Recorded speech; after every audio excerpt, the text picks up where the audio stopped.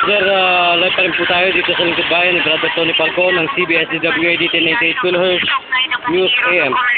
So, ano po ang inyong inilapit sa aming lingkod bayan ni Brother Tony Falcon? Kayo po ay driver, ano pong nilapit natin? Nilapit ko po yung aking naramdaman na sa likod. Ngayon, Ano po ngayon?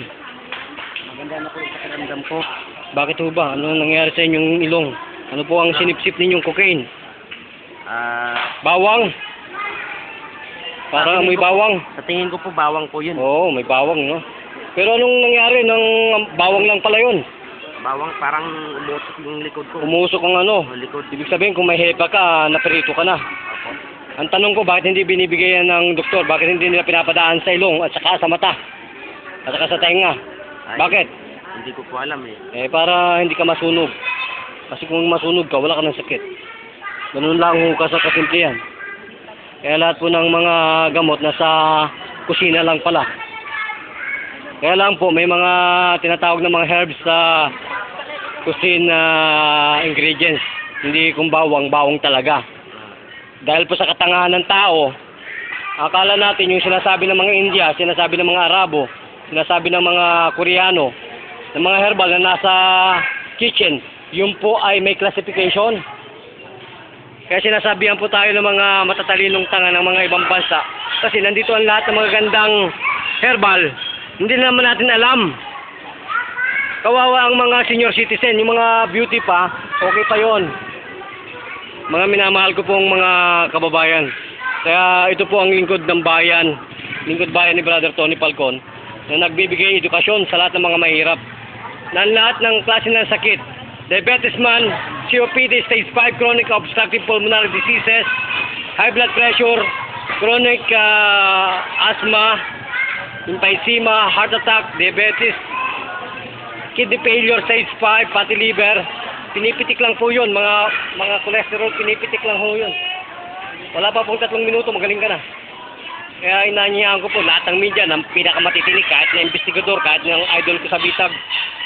Inanyayahan ko po na makisa sa aming programang ito para matulungan natin ang ating mga ano po, hindi po yun. Ano po, kukonban po, hindi po. Inanyayahan ko po ang mga investigative media na yan para palaganapin ang programang ito. Si Sir, ito po ba ay karapat-dapat na malaman ng masambayan ng Pilipino? Karapat-dapat po ba? Si Sir, karapat-dapat po ba? Bakit po naman? Para matulungan naman sa mga sakit. Naniniwala ka po ba yung lahat ng mga kidney failure na yan, pinipitik lang?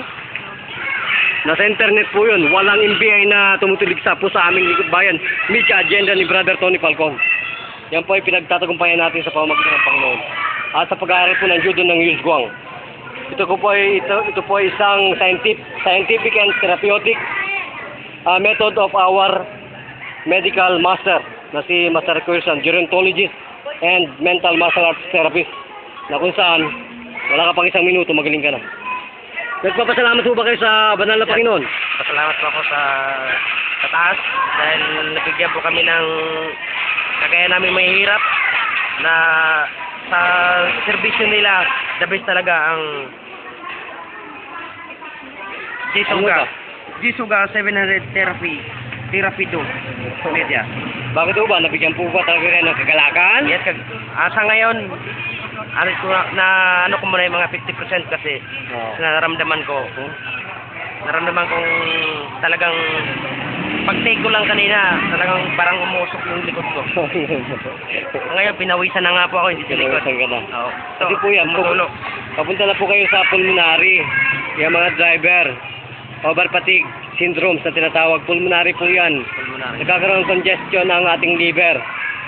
Kaya bawal po kayong kumain ng mga masarap, matatamis. Kainin ninyo mga pangit, mga raw. Huwag na po kayo mag-coke. Huwag na po kayo mag-alcohol. Kung kayo mag-alcohol, tawagin mo ako. Ako nang bahala doon. So, naniniwala ka po ba sa banal at buhay na Panginoon? Yes. Okay. Brother Tony Falcon, ito pa rin po ang inyong lingkod bayan, si Brother John. Nag-ulat buhat dito sa Barangay Kupang, Santo Niño, Sitio Santo Niño. Muntinlupa, Alabang City, Philippines. Arigato.